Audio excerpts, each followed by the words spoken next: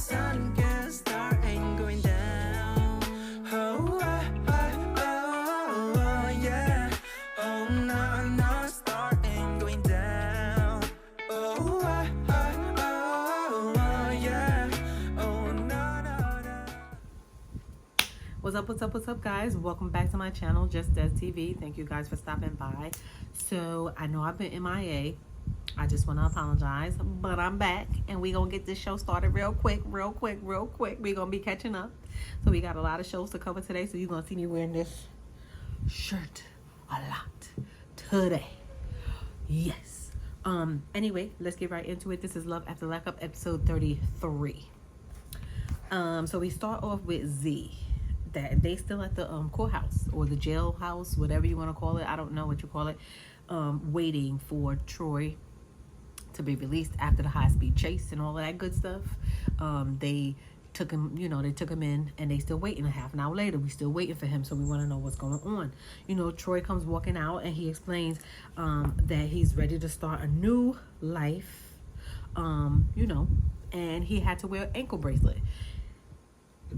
So the reason why the PO picked him up was because he needed to take him to the other precinct with the other PO in order to put the ankle bracelet on so that they wouldn't have any issues. So that's what that was.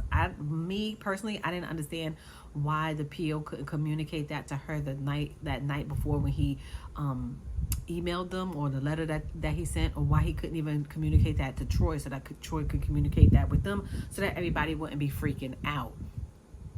I just think that was a simple communication issue that could have been resolved like fairly easy, and they didn't have to go through all of this craziness. I mean, they could have did it for the cameras. I don't know. It is what it is. That's just me. That they could have communicated that, because we all was under the assumption, especially me, I was under the assumption that he got violated again, and they was gonna take his butt to another prison. Child, he was gonna do some more time on top of the time that he had already done. But that was just me. So again, communication is key, people. Communication is key. Everybody's excited that he's home. Her mama and daddy, they praying for him, and they are confident that he will never go back to prison again. Child. Okay. Whatever. After the parents pray over him and they leave, and Z, she gets to giving him all the gifts that she made for him, as far as like that money, bouquet, and all of the stuff that she made for him that she says he deserves, because that's her king, child. That's her king. You can't. Everybody's a king without a kingdom, but it is what it is. So we head over to Shonte, and Shonte says that True is gone, child. She don't know what happened. They did what they did. They had a good time. They rolled in the hay, and he is out early in the morning, bright and early. He up and at him. He gone. She don't know where he had. He ain't answering his phone. She want to know what's up. True riding around with his sister. Child, he riding dirty with his sister. They all over the place. They getting breakfast. They having conversations. They going shopping. All kind of stuff. Off top, I'm gonna just tell y'all now. The sister is with the shits. And I don't like it. But we're going to discuss. Anyway. They both said the boom boom, Troy and Shonte said the boom boom was great. It was like they was back in high school. It is what it is. She keep calling his phone. He keeps sending her the voicemail. Because he don't want to be bothered with her right now. He out in them streets. He living a free man's life. He want to do what he want to do. He been saying that the whole time she picked him up. He free now. Nobody can't tell him nothing now. He want to do what he want to do now. Nobody can't tell him nothing now. I told y'all he was going to be a problem. I told y'all 2 reviews ago that he was going to be a problem. And here comes the problem. True say he didn't tell Shonte tell Shonte that he was leaving or where he was going, because he felt like he didn't have to, because he's a free man. He don't have to tell nobody nothing. He don't have to clock in, child. He don't have to clock in, including with her. After she done paid $30,000, spent $30,000 on him, he ain't got to clock in. He ain't got to tell her nothing. They ain't married, nor are they committed, child. We're going to get to that, though.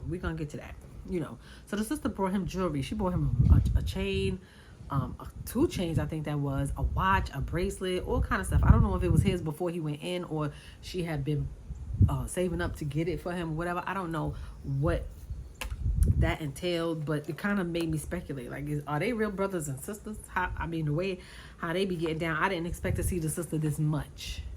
And I'm just being honest, I really didn't expect the sister to be around this much, because I just thought that it was just a thing in passing, that when she came with the mother. And the fact that she keeps referring to the fact that she don't think they're going to be together long. I don't know what kind of relationship this sister have with him, because she was there when he got released. She's always around for some reason, and it's kind of perplexing to me, but we'll get to that anyway. So he explains that he explains to his sister that Shonte is too much, that she's doing too much. She's a homebody, and he want to be in the streets. I told you he was gonna be a problem. I'm gonna just keep saying that. Y'all just gonna keep hearing that until this season is over. I told y'all he was gonna be a problem. I told y'all he was gonna be a problem. So True's sister don't think that it's gonna work. She don't think that the relationship is gonna go far. I mean, it is what it is. She's a hater anyway. She's been saying the same thing off top, and it's leading me to believe that she knows something that they not telling us. But we'll get there. We'll get there. I personally feel like she should stay out of their relationship and let them do what it do. Let the chips fall where they may. Don't lead him to the water. Just allow the relationship to take its course, and you stay out of it. If he come to you and he want to talk to you about whatever situation that's going on between him and her, that's perfectly fine. I don't think you should add any spice to it. I think you should just be an ear to listen and don't give any advice. But it's hard for her to do that. She's not going to be able to do that. She's not going to be able to do that. She's not going to allow him to figure it out himself. Because being in jail for 13 years, going in when you was 18, there's a maturity level that you skip over being in prison, because there's a different lifestyle that you have to adapt to, and you're not readily able to grow up and mature the way people who are free do. There's a different mentality that you live by when you're in prison. And yeah, it is what it is. He already asking about the sister friend that he was talking to. He was talking to some chick before he had left some sister, the sister friend, and she was the one that sent him. We find out that she was the one that supposedly had sent him some pictures. So that's probably why Shonte's picture bounced back when love during lockup was a thing, and that she got mad at him. That's probably the pictures that he expected to get, because he told her that he never received the pictures. So that means he was talking to this other lady while he was in prison. That's probably why the sister keeps saying, it's not going to work, it's not going to work. And you're helping it to not work, because you're giving him access to your friend. But girl, you like it, I love it. It's always going to be that, whatever. Some women are so male identified that they can't be a girl's girl. And my whole thing is, at the end of the day, you're still a woman, you're still a girl, regardless of what. You should not be leading him to whatever you're leading him to, or giving your friend access to. If your friend have access to him, that's something that they have, and you should step out of it and don't be involved in it, so that nobody can say, well, it was you. But some women are so male identified, and that's the energy that I'm picking up from True's sister. It seems like she's encouraging the foolery, to me. Y'all drop that in the comments and y'all let me know. So we head over to Julian and Christine. Julian and Christine. I'll put the pictures up. Julian and Christine, they're headed to the house. He got her back her cell phone, and she was explaining that how she didn't live with her mother until she was 11 years old. She was explaining that when she was 28, she realized that she had a drugs addiction or problem, and she turned to her mom for help. The fact that when she went to her mom for help, that her mom, instead of giving her the help that she needed, her mom went to CPS and reported her, and now currently her mom has custody of her older child. And I think she said she had twins. Yeah. So her mom, she's really estranged from her children. her main objective coming out into the real world is getting clean, getting herself together, and then also rekindling a relationship with her children. She wants to fight for custody for her children and get them back so that she can have that kind of relationship with them. And I feel like every mom should have that relationship, regardless of what the situation is with their kids, whether or whatever. And she said she hasn't spoken to her twins in over 8 years. That's a long time to not be able to speak to your children. 8 years, that's a long time to be estranged from your kids. She says she loves Julian to death, and she can't wait to give him some of the poom poom, child. She can't wait to give him some of the poom poom. She said he is the head doctor. I feel like this is all too much information, and I don't want to know. Nor do I want to visualize. And thanks to her, I had gotten a visual of him being a head doctor, and I was grossed out. Because y'all already know I feel like he is, how you doing, child? How you doing? That's how I feel he is, because that's how he seems. He seems like he's more in touch with his feminine side than anything else, and I can't get past that. But, some people don't like to live in their truth. Allegedly. It is what it is. I don't know. I don't know them people personally. So Kim is at the cabin getting ready for when Joey comes home the next day. He's coming home the following day. And, she's a little bit concerned because she hasn't been intimate with anybody in the last 5 years.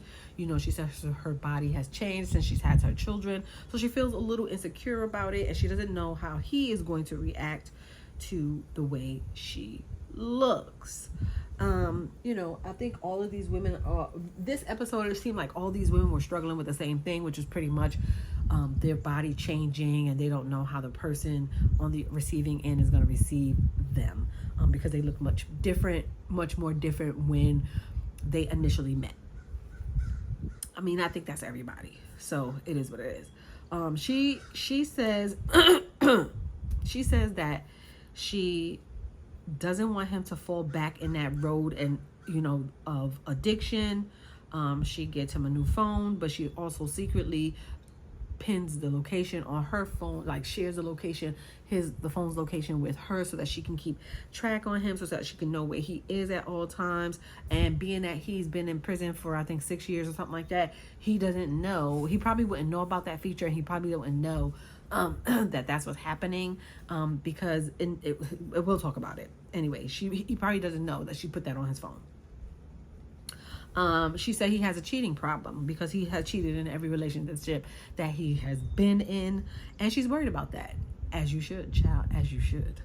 But I'm gonna let you go with it, child. You go with it. You stole him from your cousin, our cousin, and you worried about him cheating on you. He cheated on your cousin with you. That should tell you everything you needed to know about that situation. But hey, who am I? Who am I? Anyway, the next morning she heads to go pick up Joey. She's excited. She can't wait. We head over to Letish. Child, Letish. Yeah, we haven't seen Letish in 2 episodes. But Letish is back with us. She is back with us. She is currently getting a massage at a spa, because she's getting herself together for her boo. She want to, work everything out, smooth everything out, make sure everything is looking good for her boo Keith. He calls, she explains what she's doing, the fact that she wants to get her body together for him, and all that stuff like that. They've been married for 2 years, and they have never done the do. But technically, she really hasn't done the do in 5 years. So it's been a long time for her, and she just want to make sure she is right and tight for her boo. Anyway, she explains that she wants to do a little gathering at her place for her in-laws, which is his family, in order to break the news that he might be possibly getting out early because of the law change. Then she also explains to us that she had an issue with his sister, because the sister was a little bit upset at the fact that she spent the $15,000 on her ring. And I'm just like, and she said she also heard that the sister was talking about her, like saying little words about her, having little conversations about her, blah, blah, blah, blah, blah, blah, blah. But my whole thing is, if it's not your $15,000, why do you care? Why take it so personal? Did you contribute to that $15,000 of his, or is that money accumulated that he had before he left? Like, why are you taking that situation so personal? Why is it so personal to you? That's all I want to know. Why is it so personal to you that you're so upset, and then you're having conversations about her? But people will be people. It is what it is. So we see Arthur and Hope again, and Hope is finally headed to. They're headed home, kind of, sort of. He explains that he really doesn't want to sleep in the camper because she, of what she Hope thinks that his mother was able to manipulate him and get into his head when she said that they shouldn't be sleeping at a camper. So now that's what he's going with. I'm not sure yet. I don't know what his motives are yet. His motives doesn't seem 100%. Not yet. I can't really gauge it yet, but that's how she feels, So, Arthur says he wants to spend time with his family. He's a little bit torn because he missed her and he wants to spend time with her as well. But he definitely wants to mend and build the relationship with his mom and his other siblings. That's what he says. Because he definitely wants them to all build a relationship with Hope, because he definitely wants her in his life. He says he's playing a long game with Hope. We'll see. So they get to Hope's apartment, and Hope has an amazing view. Her apartment has an amazing view. I can't remember where they said they at, but wherever that is, that view, I was knocked out by that view, because I was just like, ooh, I would love to be in an apartment like that with the windows open and just sip tea and watch the view, because that's how that view was. It was like picturesque. I liked it. Anyway, she shows him around, and they definitely didn't waste any time. They got right to it, child. Right to it, child. She showed him that she bought him a sewing machine because he wants to be a fashion designer. So she's being proactive in his life, which is good. That's what everybody needs, proactivity, child, proactivity. So True finally shows up back at the house. Shonte is super pissed, child. She is pissed with a capital P. Because of all the things that was happening. He was hanging out all day. He didn't get back until like noon from early in the morning. He still didn't go see his probation officer. He was sending her straight to voicemail, wasn't picking up none of her phone calls all day until he got back in the house. So she's pissed. And rightfully so. I would be too.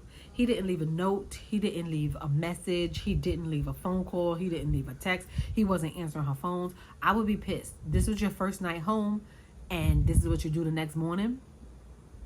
And then the sister didn't even reach out and say anything either, which is annoying to me. That's why I told you the sister is with the shits.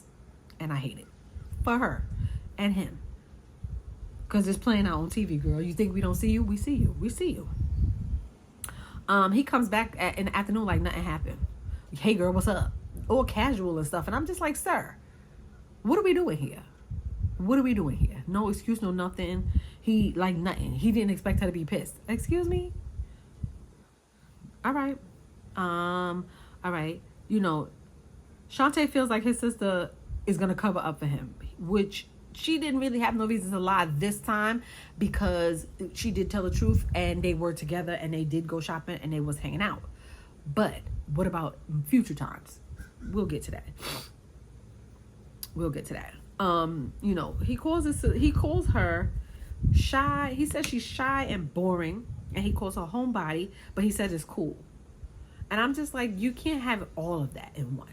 But I think that he is so used to finagling stuff in prison and talking his way out of stuff in prison that he feels like he could do that in life and nobody won't really understand and know.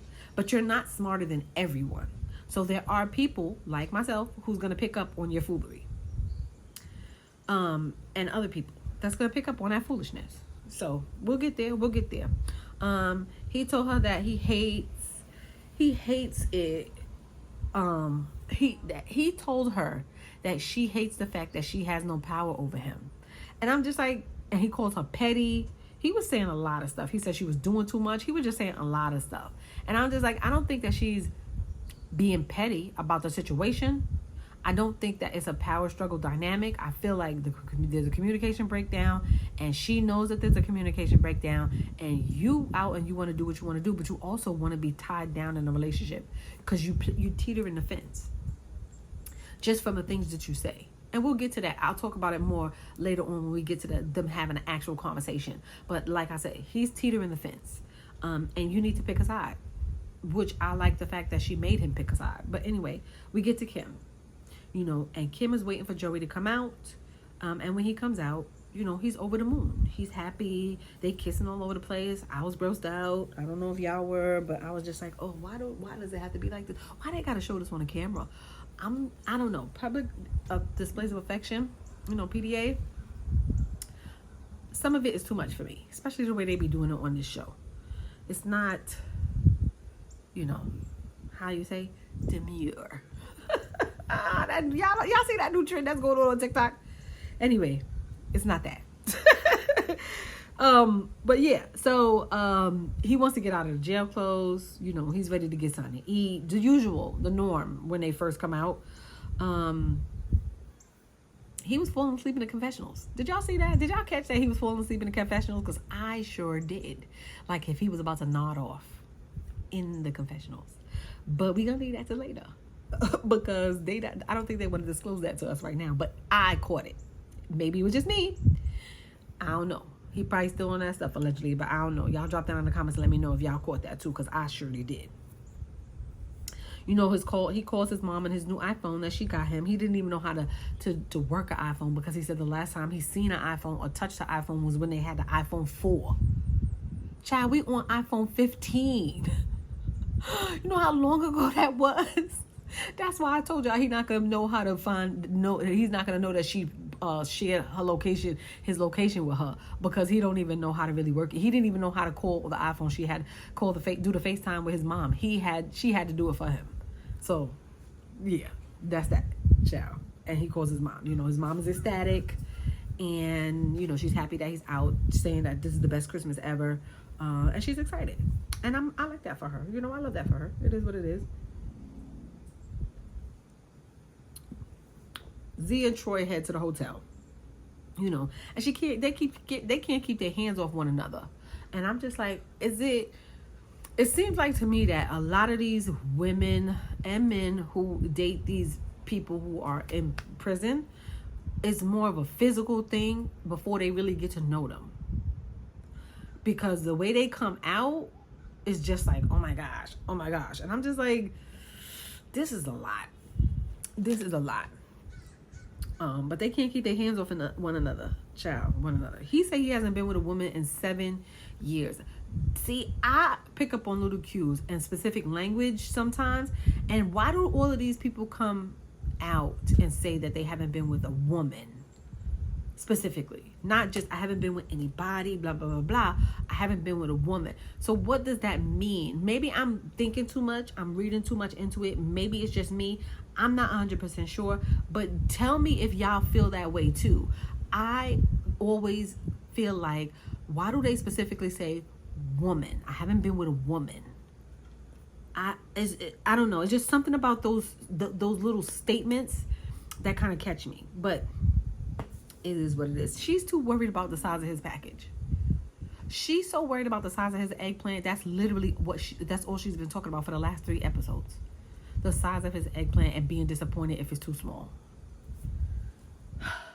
She can't even talk about nothing else, child. She really can't talk about nothing else.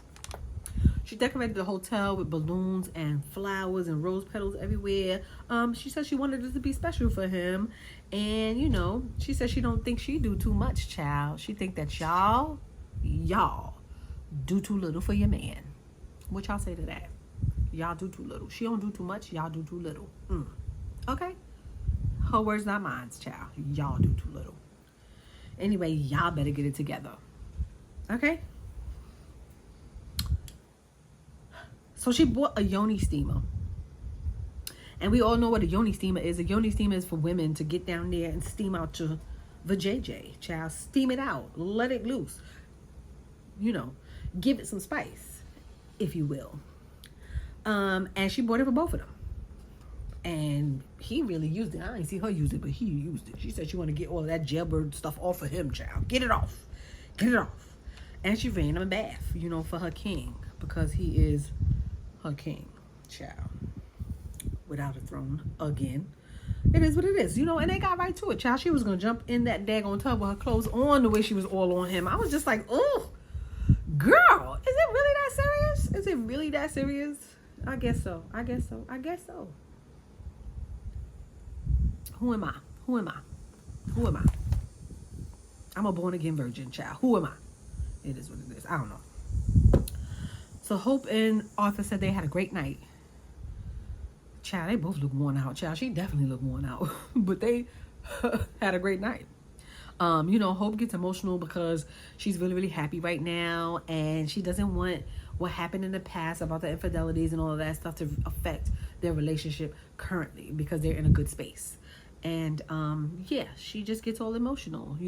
She says that they discussed a tattoo because she has his name tattooed on her bum, and they discussed the fact that she got his name tattooed on her, and she sent him $300 because he was supposed to be getting. So the reason why she did it, she sent him $300 to get her name, her face, a portrait of her tattooed on him while he was in prison. And so in return, as a favor for that, she got his name tattooed on her. She said she asked him about the tattoo several times, and he said, yeah, he got the tattoo. Yeah. They was going to take something else, such. And when it comes to find out that he only got a tattoo of a rose that represents love. I'm going to sip my tea.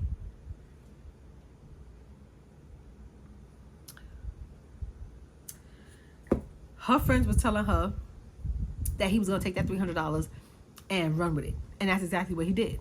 And the whole time he was in prison, he was lying to her, telling her, yeah, he got the tattoo. Yeah, he got the tattoo. Yeah, which he never did. So he waits till he gets out of prison to tell her that he got a rose and it symbolizes love. Now, a rose could symbolize anything. A rose could symbolize love, yes, but it could symbolize love between anybody. It's not personal and specific to her. So you're BSing. It is what it is, child. It is what it is. She's a little bit upset. Rightfully so, because she sent him that $300. And she's like, oh, working as a trucker, they make good money, but she still got things to take care of, and she didn't have to send him that $300. That's your choice. That is your choice, ma'am. And that's all of these women's choice. What they don't understand. They complain about the money that they send to these people, but they're sending the money to these people. You don't really have to. You know why? Because they're in prison. They can't come and get you the same time. You don't have to continue to communicate with them. You can say no and then move on and then see how they act. The quickest way to find out whether or not somebody is really invested in you and like you and whatever to them is to tell them no. The moment you tell them no and you gauge their reaction, that right there tells you where their intentions really are.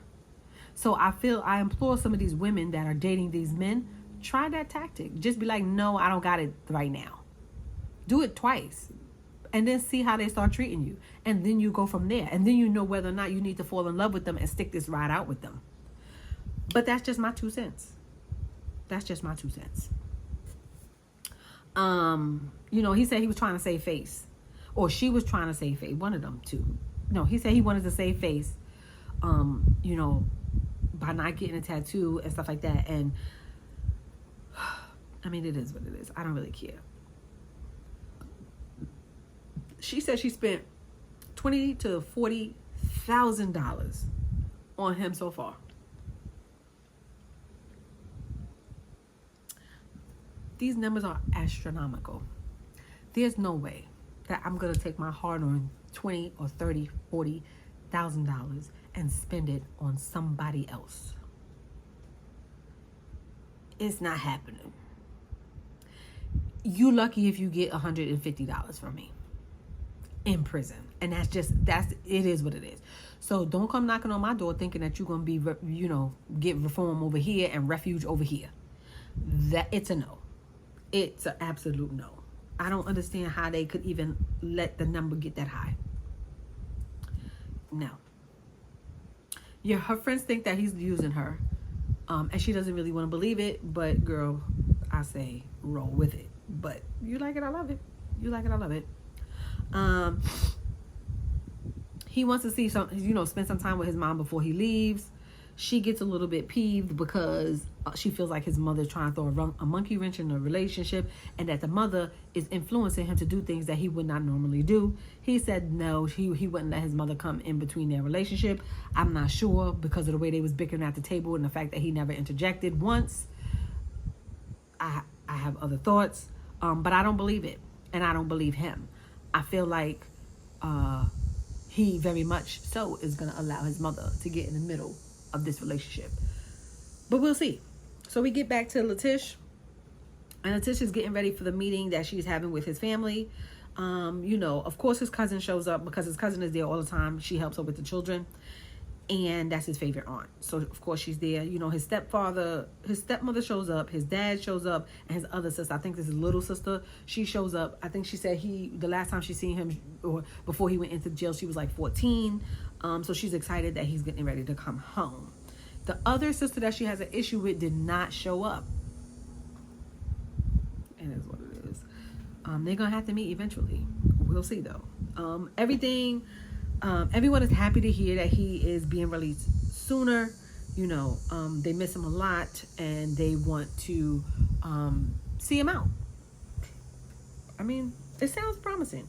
She wants to throw him a coming home party.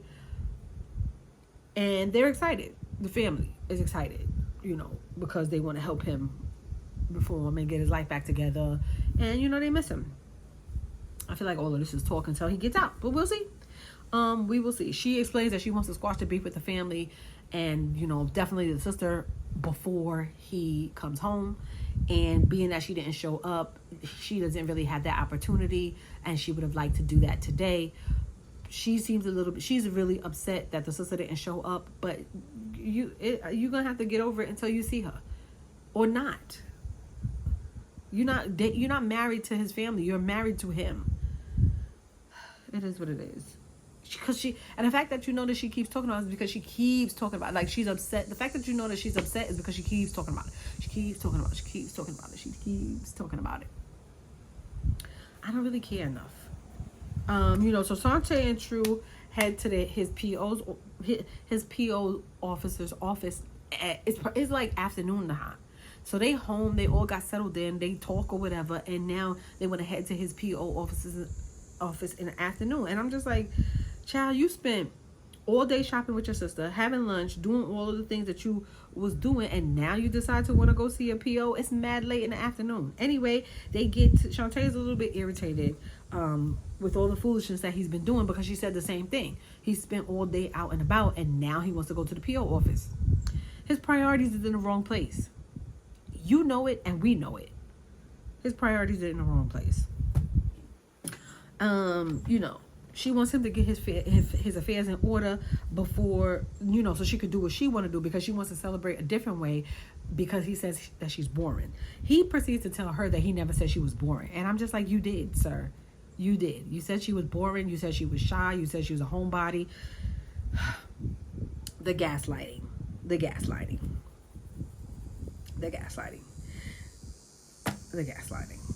He said he stay on the go.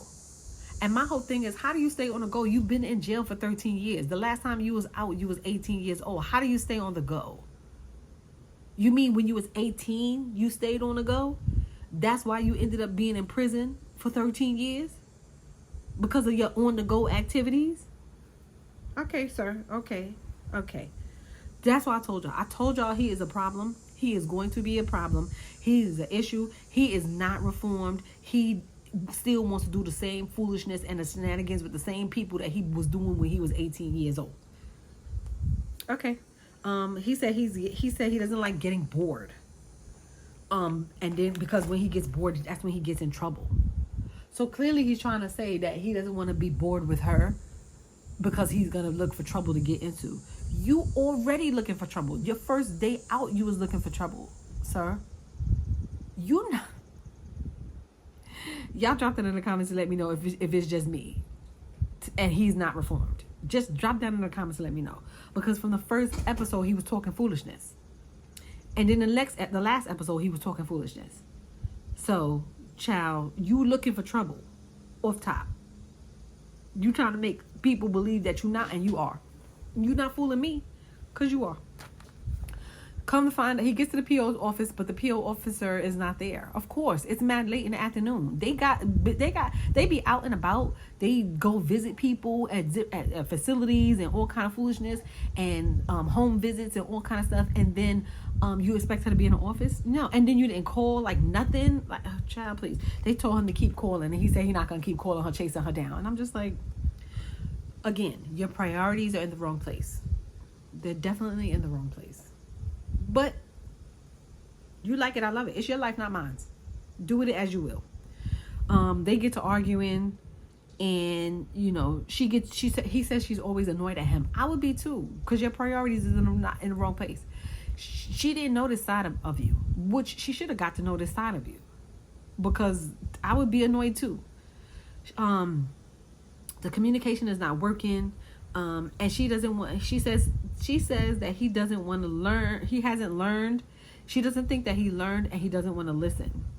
And I said the same thing last review. He hasn't learned. He doesn't want to listen to nobody. He wants to move to the beat of his own drum, even if it's detrimental to him, but that's his 18-year-old brain still being in control. It goes off like that because she gets out the car. She gets aggravated because she needs to take a woosah moment. Darling, you're going to be taking a lot of woosah moments throughout this time. You're going to take a lot of those. And I'm sorry to say that, but that's what's going to happen. This whole season, you're going to be woosahing it out, child. Because you're going to really find out who he really is. It is what it is. Y'all drop that in the comments and let me know what y'all think about this episode. I thought all in all that this was a pretty good episode. I really liked it. I enjoyed it. And I don't know. Thank you guys for stopping by. Don't forget to like, rate, comment, subscribe. And I will see you guys in the next one. Peace.